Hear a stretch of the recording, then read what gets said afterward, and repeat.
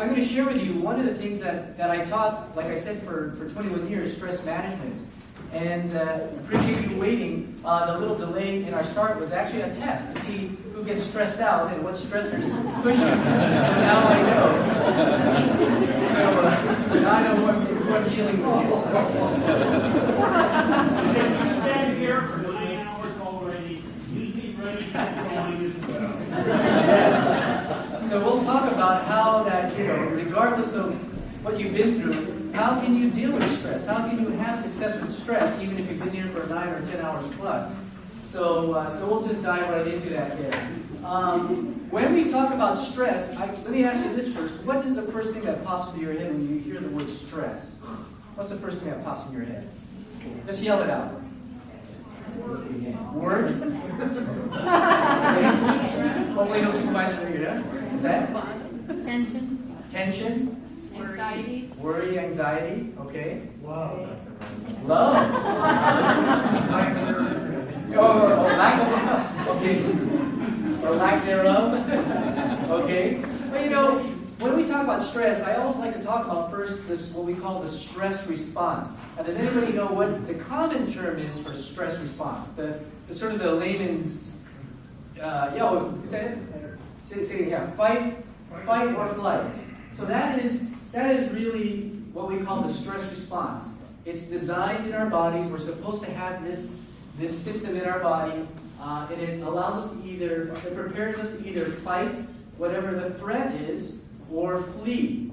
Okay, so we call it fight or flight. And when we look at what happens in our bodies under fight or flight, there's a lot of things that happen. There's actually two main pathways that trigger the fight or flight response. One is a chemical pathway through the bloodstream, released from the brain. Right up there, you can see the hypothalamus. So that sort of releases chemicals in the bloodstream to activate fight or flight. And then there's a neural through our brain into our nerves, out to our spinal cord to our nerves to activate the whole fight or flight. And I'm not going to go through all these different things, but for example, why would the fight or flight cause you to want to breathe faster? What would be the importance or the use of your heart beating faster and your breathing being faster? What would that benefit you? Why do you need that?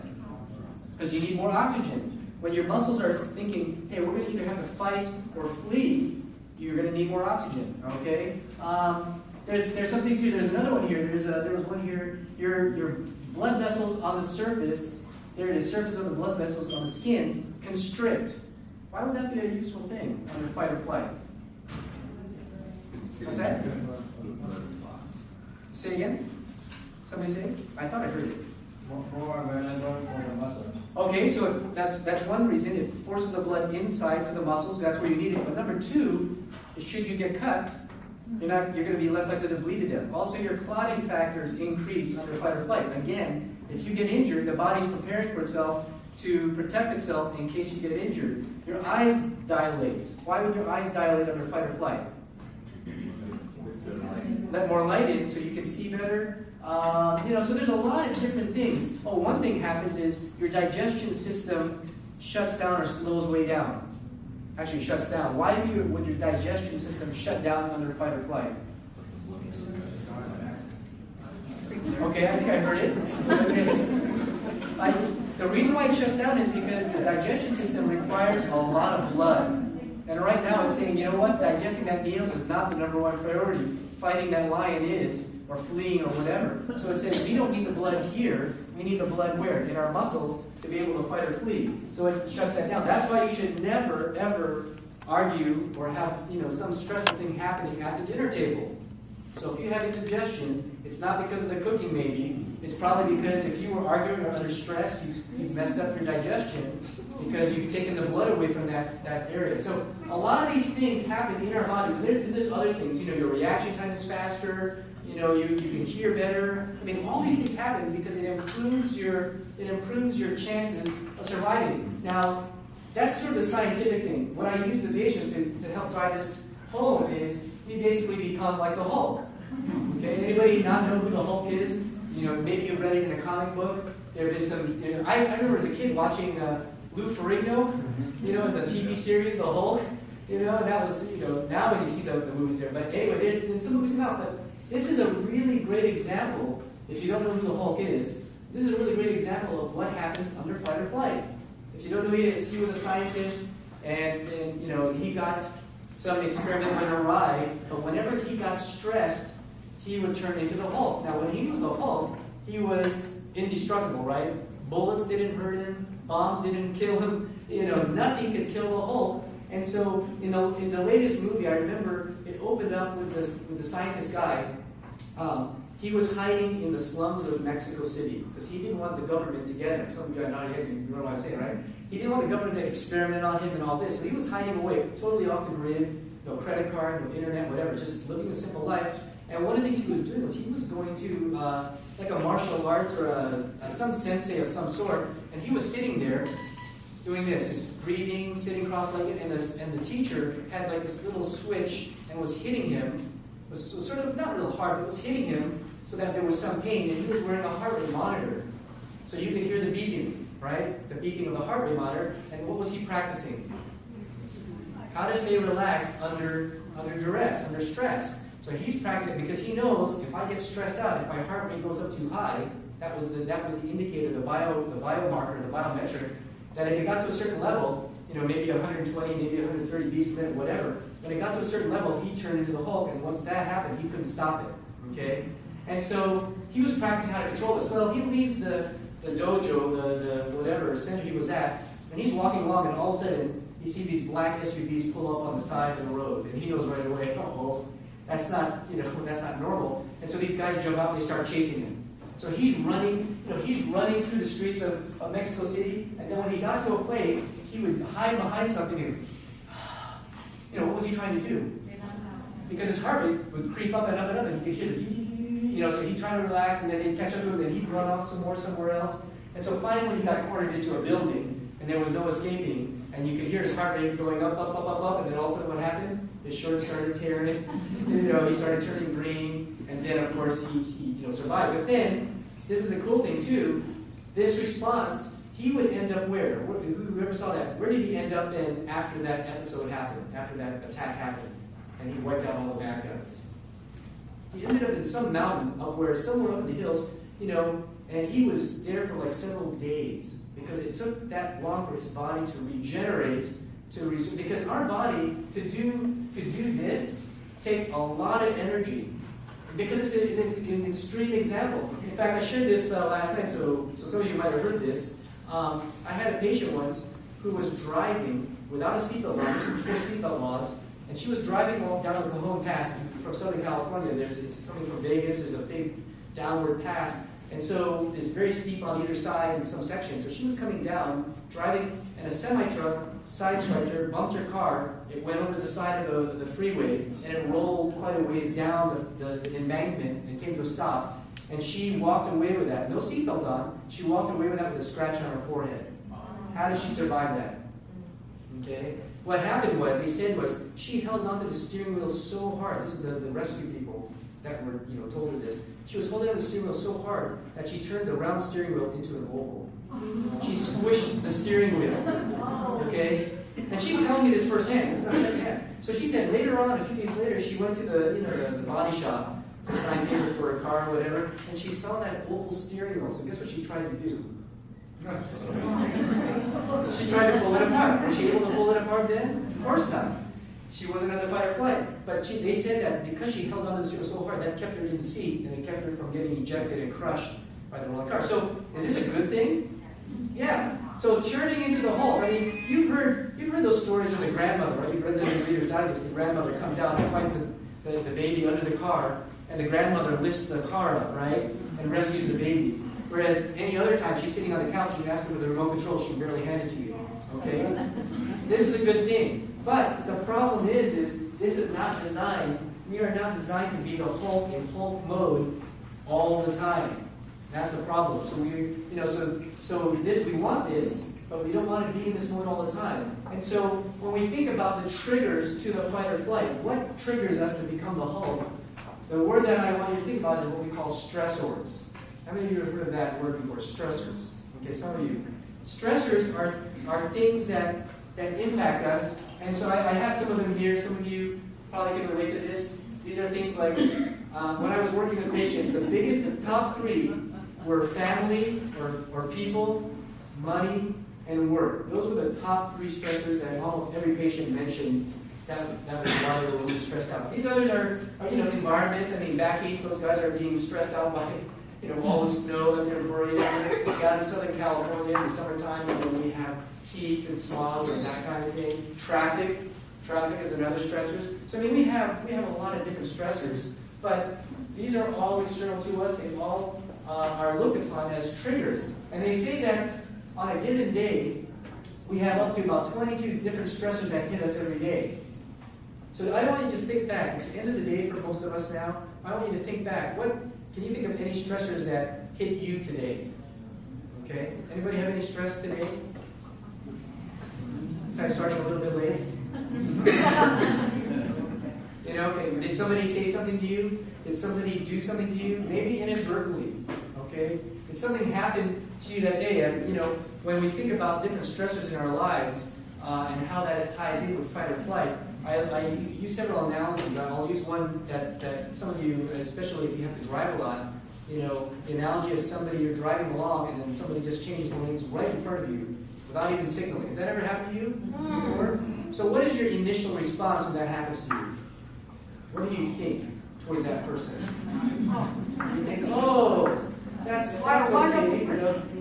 Usually you're like, oh man, what is that? Thumb up, whatever. You usually think sort of negative thoughts about that person, and you trigger the fight or flight. Here's another example. Well, let's say you were driving here and you were running late and you were rushing over here, and then all of a sudden you're behind a car of somebody, and this person is so small you can't even see them above the seat, and they're driving below the speed limit. Have you ever gotten stuck behind something like that? And you're rushing late to an appointment, and they're driving below the speed limit. So how do you usually drive behind that kind of person? Nobody wants to save you, you don't want to think they do, right? They're usually right on their bumper, right? You are riding their bumper. Why are you riding their bumper? Because you're trying to get them to go faster and speed up, at least at the speed limit. And then also, so can you imagine that? You're in that situation. All of a sudden, with no warning whatsoever, that person stops. Does that happen to you? They also just stop and you almost rear end them. Now how are you feeling? They're usually like, oh man, what in the world is this person? And then all of a sudden, so you have that in your mind, but then all of a sudden, you see a kid running out in the street in front of them, grabbing a ball, and then in front of her car, or his car. Then how do you feel all of a sudden? You're like, oh man, okay. I'll give you one more example. What if somebody walked into this room right now, dressed in black, all with a hood on their face, on their head, with a gun, and said, okay, this is a stick-up, this is a hold-up, everybody here, give me your valuables and all this. How many of you would say the fight or flight response would be kicking off in you at that moment? Yeah. Okay? Now, what if I said this? What if I said that there is one person in this room that the fight or flight response doesn't kick off in? Just one person. Who do you think that person would be?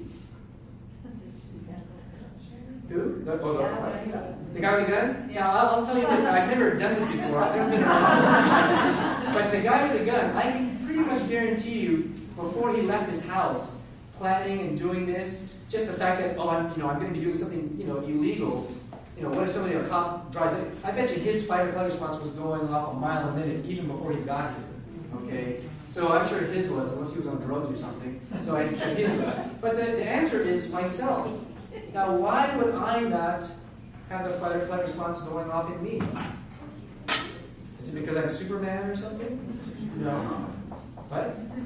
Do I know how to... say it again? You're in on it. I'm in on it. That's right. I'm in on it. That was a setup. The guy that I asked to do that, I knew he wasn't a real robber. You didn't know, so you got stressed. I knew, and I didn't get stressed. So I want you to keep that in mind, because later on I'll tie back into that. I was telling that example once at a class. This was wintertime in Redlands, and so it was dark outside. There was a door right here that led to the outside. And so I was telling that story, and I'll tell that story in different places at different times, but I happened to be telling that story that particular evening for the class, and right when I said, and somebody knocked on the door, right at that moment, somebody literally did knock on the door. And I literally, all of us just jumped out of our skins, because that was not planned. And it was some maintenance guy trying to come in, and I'm like, oh! So that sort of backfired. Anyway, So if you had these stressors, they could be something like that or whatever, but they do hit us all the time. And so what I want you to think about, before we get into that, did you know there is a surgical cure to eliminate stress? Anybody know what that is? There is actually a surgical cure, a surgical procedure to eliminate stress. I'll give you a clue. Some of you are seeing it. Anybody know this movie? All the older people are nodding their heads. Okay, so this is Jack Nicholson, One Flew Over the Cuckoo's Nest, an old movie classic. So what happened to him? He was in an insane asylum. He was a rebel rouser. You know, he was sort of making everybody have a life, so to speak, until finally, near the end of the movie, they did what to him? Frontal lobotomy. They did a frontal lobotomy, and after that, he was pretty much very calm and relaxed. You could walk up to him in this state. You could call him every name in the book. You could talk about his mother. And guess what? Would his heart rate go up? Would he get stressed out? No. Why not? He can still function. He can still work. He can still do things. But what happens when you have a frontal lobotomy? Okay? So that gives you an idea of the ultimate trigger. You know, we talk about all these stressors, you know, traffic and the weather and people and money and all this stuff as a trigger for my fight or flight response. But I'm here to tell you tonight that that's not really the ultimate trigger. The ultimate trigger happens here in the brain, in the front part of the brain where they do the frontal lobotomies, in the frontal lobes here. That's where they do that. So when the stressor comes, it impacts that part of the brain. Okay, that is the trigger that then sends down the chemicals, that sends down the electrical signals to the body to trigger fight or flight. Okay. Now this is a very difficult thing for a lot of people to accept because in our country today, and I know there's one attorney. Is Jennifer here? I know there's one attorney here, the director of HR. She's an attorney. I don't know if there's any others. But Americans, we are the most sue-happy people in the world, right? If something happens to us that's negative or bad, we want to blame President Obama on down, to our postman, to whoever, our guard, whatever. We want to blame everybody for whatever happens to us. Why? Because it's not my fault. That's sort of the American way. But when it comes to stress, and we want to try to blame everybody else, the thing that you have to understand is, we may not have control over the person that cut me off the street, or the person that said something negative to me, or whatever. We may not have control over a lot of the stressors in our lives, but the only thing we do have control over is what? Our thought patterns in the frontal part of the brain. That is what separates us from animals. Okay? And that's why people drink. I know none of you drink here, even though I was very surprised to learn that because of becoming the Napa Valley of Washington. There's a lot of vineyards here, right? But I never drank, but I've been around people who did drink. And it finally dawned on me that when I was at a function, it was an American Heart function, at a nice the Mission Inn in Riverside, and we were sitting around the table with 4 other couples, my wife and I, and everybody was sort of stiff, and uncomfortable, and because we were just doing some small talk. I'm sort of a natural extrovert, so I can talk to anybody. But they were like, Well, once they started serving the wine, and we had our water, but everybody got the wine and started drinking. Within minutes, people were laughing and talking as if they had been college buddies from a long time ago. And I realized, I looked at my wife here and said, no wonder people drink in social settings. Because where does alcohol first hit when you drink it? That part of the brain. Okay? Now, then if you keep drinking it, it's other parts of the brain, and that's when you get all wobbly and all. But initially, people drink, especially in social settings, because it decreases their anxiety, it decreases their inhibitions, so it hits the front part of the brain. And so people use drugs and alcohol to do that. Well, that is where we can think, and that is where you can choose to think and change your thinking, because how you think about those stressors is what triggers the fight or flight response. And if you don't accept that, if you don't, if you think, well, if my adult child would just move out of the house and get a job, then I wouldn't be stressed anymore, then you're in for a surprise, because you're just replacing one stressor eventually with another stressor until you really learn, how can I change my thought patterns? You will always be just putting out fires of stress and the fight or flight response. And so that's what, that's going to be one of the big take-home insights is the thought pattern is really how you can change your stress. We'll talk more about that when we talk about the tips. And so that is the first tip really, is changing your perception. How do you view things, how you think of things, can go a long way into changing your perception. So that's why I wasn't stressing out when the robber came in, because like you said, I knew it was a setup. I knew he wasn't really a robber. You didn't know that, so you all got stressed out. So if you can change your perception, you can then go a long way into not triggering the fight or flight response. And I really like this quote by Eleanor Roosevelt. She said, "No one can make you feel inferior without your consent." Okay, has anybody heard that quote before? Because a lot of that goes along with, people can call you names, put you down, but you only give them permission to feel inferior. Them saying it doesn't make you inferior. So I modify it a little bit, and I say this: no one can make you feel stressed without your consent. Now, if that's really true, if you really believe that statement, how I modified it, then who's ultimately responsible for my stressed out feelings and fight or flight feelings all the time? Who's ultimately responsible? All those stressors around me that are happening to me all the time? No. It's me. So if you want to know the ultimate tip to stress management, because people say when they think of stress management, what do you think of when you think of stress management? Some people say, deep breathing, relaxation techniques, these kind of time management, and some of these other techniques tips we'll talk about. But I'll tell you what, a lot of those things are good for happening after the fact. This one thing here, if you can change your thought pattern, if you can change your perception about the situation, you can go a long way to not triggering the fight or flight response. So whenever anything negative happens to you, a stressor hits you, that would have normally triggered you, like that person cutting off. Let's take that example. The person cutting you off on the freeway, and your usual, typical initial response would be, "What a jerk! Why did you do that? What crazy?" How could you think about that situation in a different way that you would not trigger the fight or flight response? What would be a simple thought that you could think of? Anybody have an idea? There may be some plausible reason for why that person is doing that. Exactly. Maybe there's a pregnant wife in the back seat, and this guy's driving like a madman to the hospital, and so he did. How many of us have changed lanes without, we're absent-minded, we changed lanes, we didn't signal, all of a sudden somebody honks behind us. Did we do it on purpose to spite the guy behind me? No. And then you're just like, "Oh, sorry," whatever. But yeah, maybe there was a plausible reason, like a pregnant lady. Maybe there was something in the road that he avoided, because if he had hit it, it would have blown his tire, and then he would have caused a crash, and then he would be caused the crash. There could be a number of reasons. Now, granted, maybe he is a jerk. Maybe he doesn't like your car. Maybe he doesn't like you. Maybe he passed you. You reminded him of somebody, and so he did it on purpose. But does it really matter? Does it really matter if you really did it? No, because who's the only person suffering if I trigger my fight or flight response? Me. Okay. And so, if you can practice whenever a stressor hits you, if you can think, how can I change my thinking? Tax season is coming up, and you do your taxes, and you find that you owe instead of getting something. Okay. How can you think? How can you think positively about that? Okay, and Anthony Robbins, a big motivational guru, he talks about a lot of these different things, and he says, if you have to pay tax instead of, getting a refund, he says, then you can think, hey, I earned more money than I thought I earned, or whatever. There's a lot of ways you can change your thinking, but changing your thinking will change the stressor, will change the trigger. And that ties in with this, developing an attitude of gratitude. Okay, and I put the text there, 1 Thessalonians 5:18. Anybody know what that text says? 1 Thessalonians 5:18. What does it say?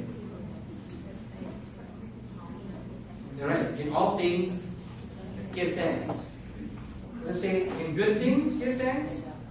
Or in some things, give thanks. Or most things, give thanks. Does it say that? No. It says all things. So think about that. What was God telling us? All things? Really? Did he really mean that? Have an attitude of gratitude. Be thankful in all things. I know you guys have been going through a very serious, time here. I went to the service Sunday night. I didn't know Maddie myself personally. I know the dad, the stepdad, Art, when he was down in medical school. He played on my ultimate frisbee team, and then we just reconnected actually in October or something like that this fall at a conference down in San Diego. And I hadn't seen him, since the early '90s. And we just happened to sit down at the same table for breakfast one morning. And I didn't think I knew from Adam. He said that he came up and said, "Okay, I said, yeah, sure, right." And we started talking, and all of a sudden, wow, we reconnected. And then, coming back to this now. So I know you guys are going there. So how can you think, be thankful in all things? You know, and that could be a whole other hour of, you know, and I've been talking to some people already about that. But just think about that. What does God mean? I think He means that we can develop an attitude of gratitude, being thankful in all things, even if it's negative. You know, learning, you know, how can we look for some positive, something hopeful in all things? I'm not saying it's easy. I don't have all the answers, but that's what He says, and I think that's how He's developing an attitude of gratitude. Okay. Focusing on the positive. Again, sort of focus on this. There have been some studies done now out of Penn State.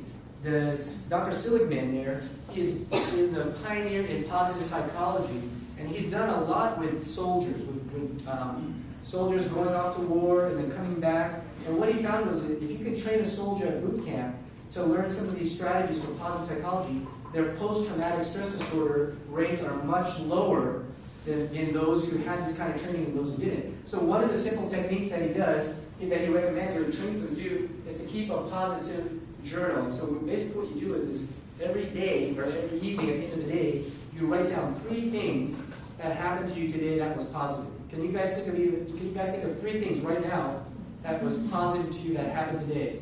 How many of you can think of something? Raise your hand and think of 3 things. And I'm not talking about, oh, I'm glad for the nice weather, I'm glad for life, I'm glad for my spouse. I mean, those are things that we're all saying. I mean, really specific things that may not happen every day.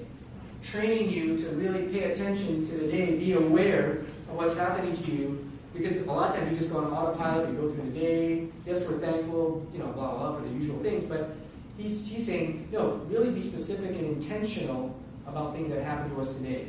And he says, if you do this every day, you know, 3 things every day, writing it down, he says that will help to change your focus, your perception, your attitude by training you to look for the positive in everything that happens, even in things that you might be surprised to see a positive thing. So that's focusing on the positive. I like to surround myself with humor. You know, I love getting stuff on Facebook that are humorous, and I share them with people as well. And so, you know, that's my way of trying to help to be positive all the time, is to look at those kinds of things. So that's another tip. The 4th tip is effective communication. You know, I mean, a lot of things happen that we misinterpret, and so this could be a whole other series of talks on how do we effectively communicate, both as a sender, but also as a listener. And there was this one thing I just found on Facebook. We don't have time to actually play it, or I don't know if I have a connection here, but if you go home tonight, look up on YouTube this thing. It's a really funny clip, you know, to add the humor there, about how men and women communicate, and it's called a manslater. It's like a little device. And so he says something, the wife says something back, and then he looks at the device and it says, you know, the real meaning behind what she's saying. So it's very humorous. But it shows that, you know, when we talk and we communicate, sometimes what guys hear and what women are sending, or vice versa, are, you know, like this. I remember when I first got married, you know, my wife would come to me from home, from work. She teaches in school nursing there. And then when we got married, she switched over to the med center for a while and worked in nursing staff development. And so she'd come home and have all this, you know, complain and say, oh, you know, this happened and da-da-da, and, you know, sort of unloading. And what would be the guy's automatic role? Or Fix it. fix it. That's right. I would start offering suggestions like, well, you know, did you try this? And then, how would she respond? Would she say, oh, thank you, those are great tips. Use that. You know, what would she say? She just wants you to listen. She'd be like, what did I do wrong? Man? You know? And there's actually another YouTube clip. I don't know how many saw this. It's about a lady that has a nail in her forehead. Have you seen that? Anybody seen that? It is hilarious. I don't know what it's called, but these 2 people this man and this woman are sitting there, and this lady has a nail stuck in her forehead, and she's complaining to her husband, man, you know, my head really hurts, and it's, you know, it's splitting head. And the guy's looking at this nail, and he's like, well, you know, he's trying to tell her what to do, and she's like, no, you're not listening, and, you know, finally at the end, he's like, oh, poor thing, you know, I'm sorry, and then she tries to put on a sweater, and it gets snagged on the nail. And then she's like all upset. He goes, oh, you know, just, you know, he's showing that you guys want to fix it. You know, we just don't want to listen. So, you know, communication is a big thing. I had to learn that the hard way. I had to bite my tongue and just poor baby her. And it's like, oh, man, you know. So it's still hard after, you know, all these years. But we can learn, those are things, skills that we can learn to try to communicate better. Time management. How many of you feel like you don't have enough time in the day? How do you feel like, man, I wish we had 30 hours in a day? Well, guess what? if we had 30 hours a day, we would still be in the same boat. We just fill that up. They would say that things like smartphones and all these things, they were supposed to design to help us manage our time better, and what have they done? They've just enslaved us more. I can check my email, I can check everything. When I had a life-proof case, which is a waterproof case, I could be checking my email in the shower, kind of thing. So they don't save us time, they just make us more accessible. So we feel obligated to be on call or on duty. So, time management is a huge stressor for a lot of people. And this is Stephen Covey, he's no longer alive. How many of you have heard of Stephen Covey? He was a big management guru guy. But he said this, time management is really a misnomer. The challenge is not to manage your time, but manage ourselves. The key is not to prioritize what's on your schedule, but to schedule your priorities. That's a good point. But, schedule your priorities. But that actually isn't quite accurate. No disrespect to Dr. Covey. That's not. There's a little bit more to that, because how many of you have a lot of priorities, and you are like me, and sometimes will schedule the priorities that are really not that important, but yet there are priorities and they're busy. So you feel like you're keeping busy, and yet the real things don't get done, and then you get in trouble, maybe procrastinate or something. So there's one thing you need to know first before you can do this step here of scheduling your priorities. And what is that?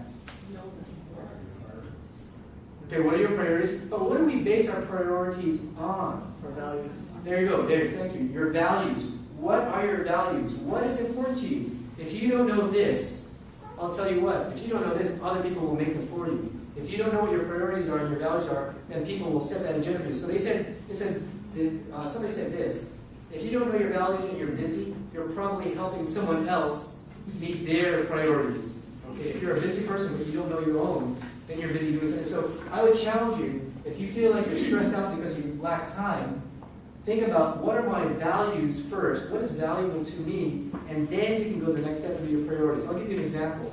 I get a lot of requests to speak. When I was working at Beaver, I would speak in the community to businesses, to women's groups, to schools and all this. And they would usually be after hours, in the evening time for like a Kiwanis or Lions Club or something like that. So I'd meet with them. And so sometimes I would get a request and say, oh yeah, sure, okay, I can talk about some health topic it would be usually. And I said, well, when is your monthly meeting? Oh, it's on Wednesday nights at 5 o'clock or 6 o'clock, and there's a dinner. Oh, that sounds good. I like a free meal. There's a dinner, and then you would speak, and all that. So, but it's on Wednesday night. I check my schedule, and guess what's on Wednesday night? Oh, it's my turn to bring my daughter. My daughter was on a swim team. It's my turn to bring her to swim practice on Wednesday night. Okay, or even let's say something else. Maybe she had a recital, a piano recital or something that same night. Okay. Now, if I didn't know my values and I didn't have my values in place, I'd be very tempted to do that, because that would look good on my resume. That would be good for business contacts. It would look good for my work. The clinic is out there in the community doing stuff. So there'd be a lot of pluses on the work side, on the professional side, to say yes to this. But on the negative, it would be what? Conflicting with my daughter's whatever she had scheduled that same night. So if I know my values, the way I did my values was, okay, God, spiritual first, health. Well, the top three are sort of all in the same spot, but there's basically spiritual, God, health, and family. Those are the top three. And then after that would be work and other things, okay? So if I ever came across something that conflicted, with one of those top three, chances are I would say, no, is there another night I could come and speak, or is there another time I could do it or something? So I would use that as sort of a gauge, because in the past, I would have a hard time saying no. I'm a yes person. Oh, we need your help on this. Oh, yeah, sure, yeah, okay, great. I love being involved in church and school and all, so I have a hard time saying no. Have you ever done that? Say yes to something and then hang up the phone and say, oh man, why did I say yes to that? You didn't really want to do it, but you just... So unless you know your values, it's very difficult to prioritize. When my daughter was younger, in the younger years, she's now a senior, and she'll be off to college next year, so now it's like, okay, now I've got to think of another excuses why I should say no. But, if you don't know your values, it's hard to prioritize things that are busy, because a lot of things are good, but it's hard to prioritize if you don't know your values. So I would say, know what your values are first, then you can do the prioritizing that Stephen Covey is talking about. So I base our priorities on that. So this was an exercise that we did in our stress management class to help people basically categorize their stressors based on their values. The the the columns is urgent and not urgent. The top row is important things and not important things. So what you do then is the assignment I would give them would be this next week, keep this on like a 4x6 card, and whenever they had some kind of stressor or something, try to see and put it in the appropriate box. Okay? Is it important? Yes or no? Is it urgent? Yes or no? And then try to put it in those appropriate boxes. And that way you can then we would talk about strategies for each of those boxes. When people did this, where do you think most people stuck most of their stuff in? Which box? I found that most people stuck it in urgent and important because, hey, if it's happening to me, it's important, number one, and it's urgent, right? So they would think everything that happened in their world was urgent and important. And once you start talking about these things, you realize, hey, not everything is important like we think it should be, and not everything is urgent, but yet we sort of dump it all in that one box. And so you have to sort of be able to do this, and so eventually you can get to the point where you don't even need this grid. You can just sort of analyze things as they're hitting you in your mind, say, is this really something I need to worry about, you know? You know, I'm not a Lakers fan, but I know a lot of Lakers fans who are very depressed right now because they're doing terrible. Is it really that important in my life? No. Is there anything I can do about it? No. Is it urgent? No. But yet people literally get stressed out. You know, I don't know how many Seattle fans here. I was rooting for Seattle. You know, because I hate the cheaters. No, I mean, I should say that. They didn't deflate the balls. I know, but supposedly. But you know, I was rooting for Seattle. And when that guy caught that pass, you know, near the end on his back, I said, oh, what? A miracle happened. They're going to win. And then, you know. And so I know a lot of people were stressed. Some people at work literally didn't show up because we had some really diehard Seattle fans down at Loma. They weren't at work the next day, you know, for whatever reason. They were in the morning. So, you know, we get stressed out about a lot of things that are really not important and urgent. But yet, guess what? The body doesn't know that. It still does what? It triggers still a fight or flight response. So I'm not saying that you don't need to grieve for that, but just be careful throughout the day. Whenever a stressor hits you, how you process it here, you might be dumping it in the wrong box and triggering the fight or flight response unknowingly, day after day after day. And what happens is, if you keep doing that, you keep becoming the Hulk throughout the whole day, then unfortunately, that adds in to other things. And this is a talk I did last night. So that was another hour and so I'm just going to go over this very briefly. But these are lifestyle behaviors that we do in our life that impact us. That I call my eight F's. And if you count the F's, there's actually more than 8, but there are 8 categories to wellness. And the reason why I talk about this, and as you can see here, one of the F's or double S here is fight or flight. Why is that important to manage our stress? You know, besides just be productive, how is that connected to health? Because when you look at the big killers in our society, and I talked in your class and some other classes today, this afternoon about this, but when you look at the big killers in our country, the top one is what? What's the number one killer still? Heart disease. And a very close second, which is almost about ready to overtake heart disease, is what? Cancer. Diabetes is up there in the top 5. Stroke is up there in the top 10. So, but you think about the most common ones: heart disease, cancer, diabetes, and stroke. Those top 4. They actually have a connection to not only what we do eating-wise, because you know you've heard about good nutrition, and Loma is famous for promoting veganism. I'm not a vegan. I still eat fish and egg whites. I'm a flexitarian. But I used to eat meat. But food is important. It impacts that. All these things, because when you look at the root causes of all these diseases, lifestyle-related diseases,